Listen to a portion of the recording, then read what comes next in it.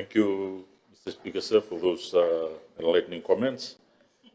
Honorable Prime Minister, Honorable Deputy Prime Ministers, Honorable Leader of the Opposition, Honorable Cabinet Ministers, Honorable Assistant Ministers, and Members of Parliament, fellow Fijians.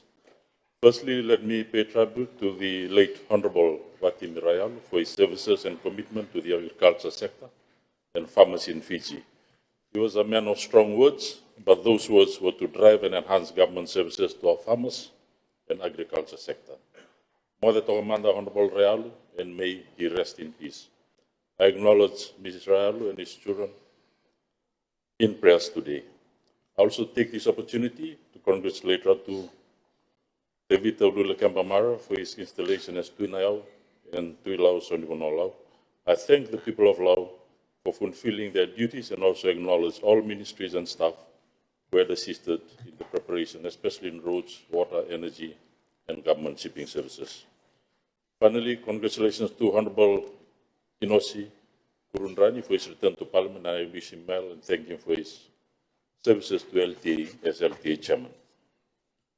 Mr. Speaker, sir, I rise to join my fellow parliamentarians in providing my response to the budget address delivered on Friday, 27 June 2025. At the outset, I wish to commend the Deputy Prime Minister and Minister of Finance, Strategic Planning, National Development and Statistics, and Ministry staff for their tireless effort into compiling this well-articulated and pragmatic budget. The well-presented budget is a culmination of the effort put in all throughout the budget process, from nationwide public consultation, private and public sector consultation, fine-tuning works right to the presentation day.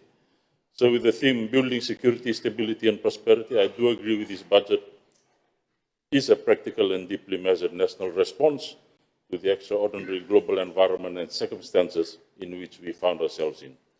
Apart from these global challenges, there are pressing domestic issues that the budget have directly addressed to ensure that we protect and sustain our people and our national economy.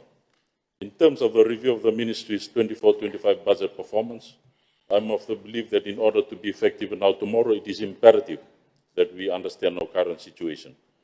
In this regard, last week, we convened a 2-day ministry planning workshop attended by senior officials from the 8 departments, our divisional teams, together with representation from our 4 commercial statutory authorities, namely FRA, Fiji Roads Authority, Water Authority of Fiji, Maritime Safety Authority of Fiji, and Land Transport Authority. The primary objective of the workshop was to conduct a comprehensive review of the Ministry's 24-25 budget performance, including both operational and capital expenditures, identify key challenges and propose remedial measures to improve budget execution for 25-26. In this workshop, I've been advised that the Ministry's overall budget utilization under Head 40 for 24-25 financial year stands at 93%, with 665 million expended from a total allocation of 721 million. The 7% unutilized balance amounts to 51 million. Out of these, 30 million are with the statutory authorities, especially with WEF and FRA, which are rollover for ongoing projects and commitments. The balance include works by the PWD and other departments for other ministries and charged to those ministries. The ongoing PWD reform will resolve this moving forward. There are several significant achievements in the infrastructure sector during the 24-25 financial year made possible through the effective utilization of the 665 million from the ministry's allocated budget. These achievements reflect our commitment to improving the quality of life for all Fijians and supporting national development through resilient and inclusive infrastructure.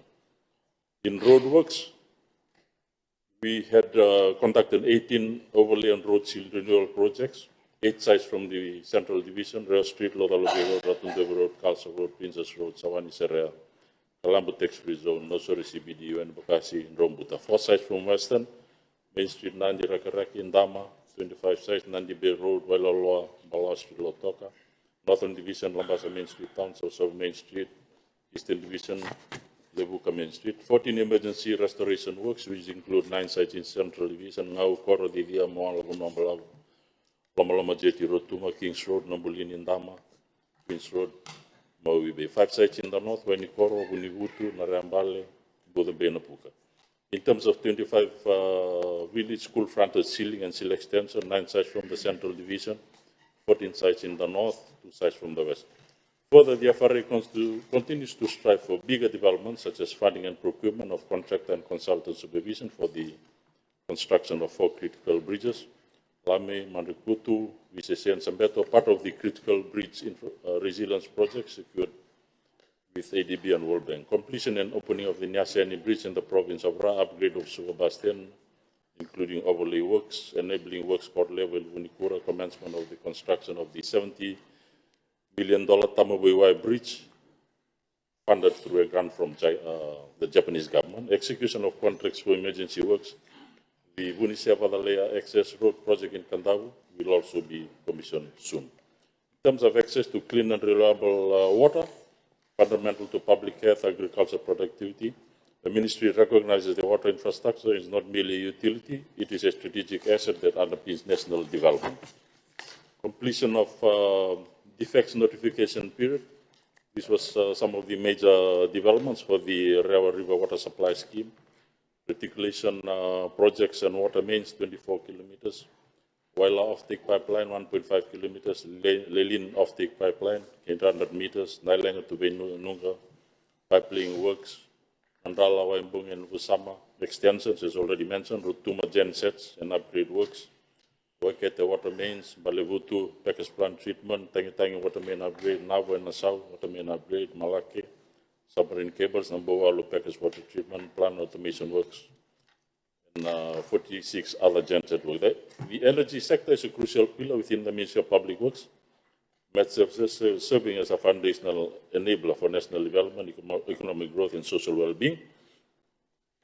Works completed include 918 households having access to EFL grid power, 900 solar home systems, generator schemes, 93 villages, upgrading and maintenance. The other one was the Lakaro Rural Government Station. This has been progress for rehabilitation, works to commence soon, and continue works for replacement of Moana Hard. So the Public Works Department issue has been raised. We consider this as a cornerstone of the ministry, playing a vital role in the planning, development, and maintenance of essential public infrastructure across the country. Some of the key deliverables, the ministry, through the Department of Building and Architects, was able to produce 65 design and related works for projects to the total value of 38 million across various ministries and departments.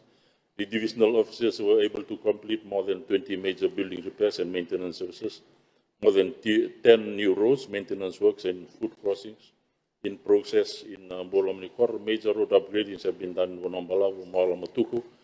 Naitasiri, the new road to Nakinda is in progress, and in Ra, Naiseralang, Lalinde, and Nukula Roma Road and crossings are in progress. In Wonolevu, PWD continues to progress with Naselevu Road, Lea Road, Wailevu, Kumulaw. After receiving a positive response, I have formally requested the Korean government for initial technical and feasibility assessment to connect all interior Vitilevo roads to link up Navosa, Naitasiri, Rawa, and Mbuka Highlands with modern roads and bridges. This is the vision that will be pursued with commitment.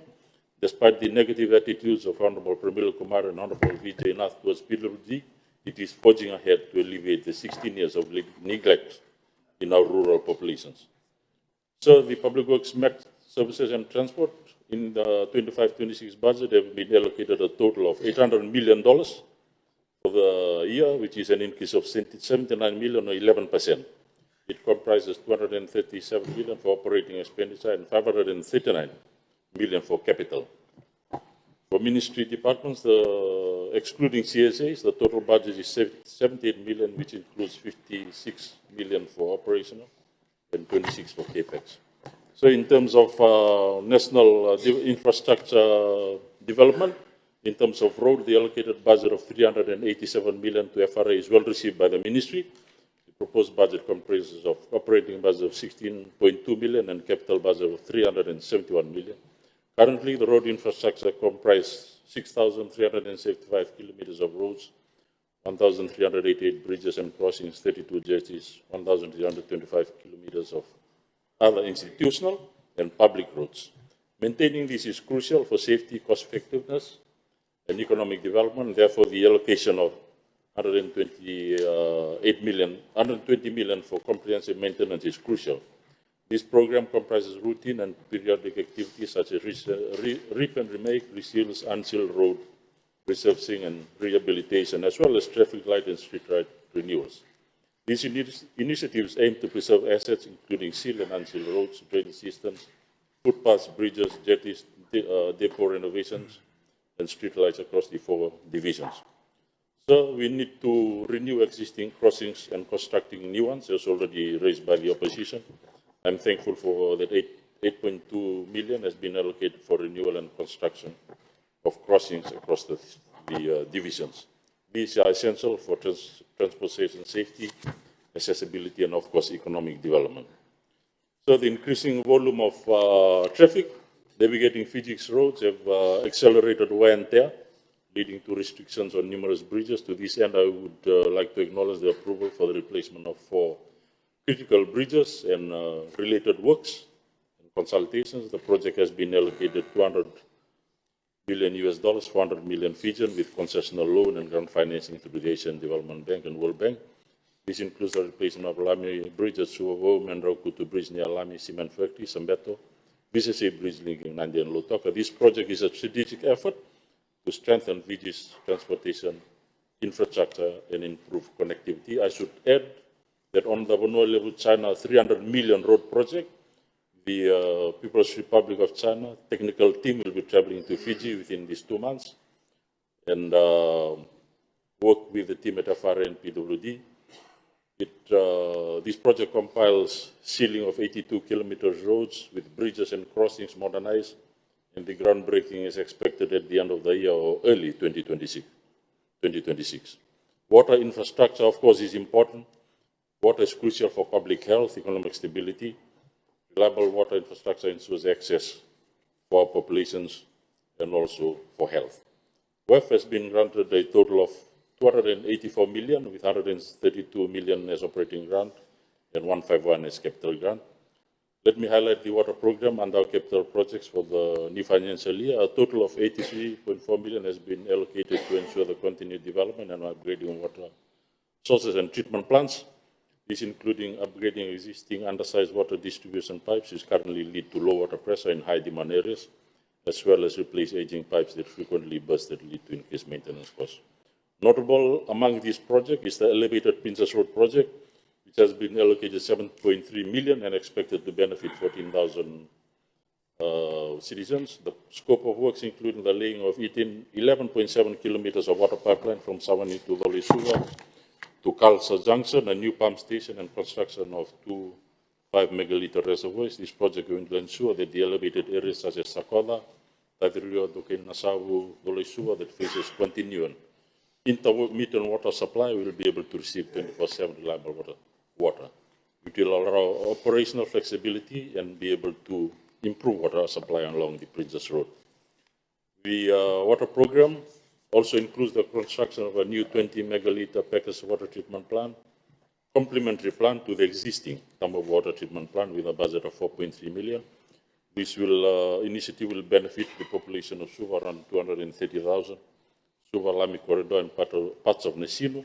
It will enhance treatment capacity, allow for efficient water production, and support future expansion to meet increasing water demand in these densely populated areas.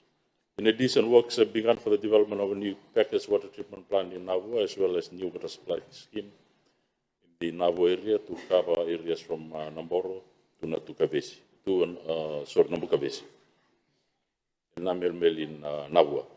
Extension of water supply services from Mainunga to Kasava and Televu, as well as Nangali to Maibuna, is also being looked into. In Western Division, the budget allocates 2.5 million for water mains upgrading. Those living along the Vunda, Warambitia, Nandi Port, Nandi Back Road, and Sambeto areas, focusing on improved and consistent water supply. A further 1.5 million has been set aside for water extensions to previously unserved communities, such as those in Korobuto, Korokus region, and Votua in Singatoka, benefit estimating 3,000 Fijians. Water supply improvement works have been allocated as well to improve water supply services with proposed works from Galau, Nasivi, intakes in Tavu, and repollution works from Nandro and Vara Diva Pump Station in Ba. The Northern Division, of course, has not been forgotten. A total of 5.6 million has been allocated to upgrade the water canal treatment. And in addition, for non-revenue water, budget has been allocated for 5.3 million dedicated towards the performance-based contract targeted at reducing leakages. For residential water tank program, eligible households, 530 households will be supported with 0.78 million in terms of the water tank project. Wastewater infrastructure remains a critical area. An allocation of 15.1 million has been allocated. Notable projects include the upgrading of the Kinoa wastewater treatment plant and, of course, the water treatment plant in Pacific Harbour. Mr. Speaker, sir, the infrastructure systems are vital, treatment plants, and they're also important that they are run efficiently. So we have, of course, allocated in terms of salaries, 38 million. And there's currently a job evaluation exercise. We note the workforce turnover issue for technical areas continues to be an issue, especially for our ministry in the various areas. And this is an area which we need to look at in terms of staff retention. For FRA, there's various works program with an allocation of 31.7 million under the Capital Access Program, transforming rural connectivity. Program will focus on key areas, Western Division, approximately 28.6 kilometers to be upgraded, Central in areas such as the Rio Delta, Talibu South, and Eastern Division, approximately 8.5 kilometers, Yawa Stage 2, Northern Division, 0.5 kilometers of roads throughout the Northern Division. The road improvements, the budget also allocates 3 million in addition to road improvements to the Wunikur jetty, a vital infrastructure in terms of our jetty's infrastructure. In Public Works Department, a total of 4.5 million has been allocated for maintenance and upgrades of rural roads. So in addition, sir, we have been, in terms of rural energy, that is also an important area. The Department of Energy has been allocated 8.8 million in terms of solar home systems, and also for the maintenance program to upgrade, and it has been an ongoing issue in terms of our rural population. The other important development, as you may have heard from the announcement, is the Infrastructure Resource Owners Development Fund. For the first time ever, the ministry had proposed and secured a significant budget for the establishment of the Resource Owners Development Fund to ensure that landowners whose land has been used for national infrastructure projects receive a fair and equitable share of benefits derived from such developments. And this is will include fulfillment of current legal obligations such as water catchment forest compensation, upgrades of road and infrastructure within these landowning units, improving the access to energy, and of course, upgrading, for example, their community halls. The fund will be administered by the ministry in collaboration with relevant agencies, including the Ministry of Turkey, Ministry of Lands and Mineral Resources, and Rural and Maritime Development. Close consultation with will be held with various stakeholders. In addition, for maritime travelers, there have been a lot of complaints in terms of the cost of freight. I'm pleased to announce that the freight subsidy for community housing materials, including those who are building houses in the village or community halls funded by the villagers, will be assisted with $300,000 that will assist maritime dwellers that wish to cut housing materials to the islands. This will support the implementation of government's policy to improve access to construction materials in remote maritime communities, and of course, in the improvement of their livelihoods. So before I finish, I would like to highlight the climate resilience infrastructure financing element of the ministry. To date, the Global Environment Facility has approved a concept note submission of a $3 million grant under its special small climate finance for repair of floodgates and weirs in the Talibu South Rio areas. This will be funded, and this will also help the WEF to install an innovative Coanda technology screen at Savura Dam, which shall control the siltation intrusion and greatly improve the current turbidity situation. This will vastly improve drinking water quality to thousands of consumers in the Suva Peninsula, and will be in addition to the two major projects which I've mentioned, to once and for all solve the Suva Lami water woes, a legacy of 16 years of Fiji First Rule. The elevated Princess Road Water Infrastructure Project and the Tamabua Supplementary Water Treatment Plant are the two projects in addition to those ones, and groundbreaking will be done soon. In conclusion, I commend the men and women of the Ministry of Public Works, Met Services and Transport, including WEF, FRA, LT and MSF, for continuing to put in the high diets for all Fijians, day and night, sunshine and rain, year in, year out, despite the challenges. I congratulate them for winning the Civil Service 2025 Customer Service Excellence for above and beyond efforts in the work done throughout the year. And I thank the Ministry of Finance and staff for a budget well prepared and to be commended, not opposed. And I commend the budget and approve. Thank you.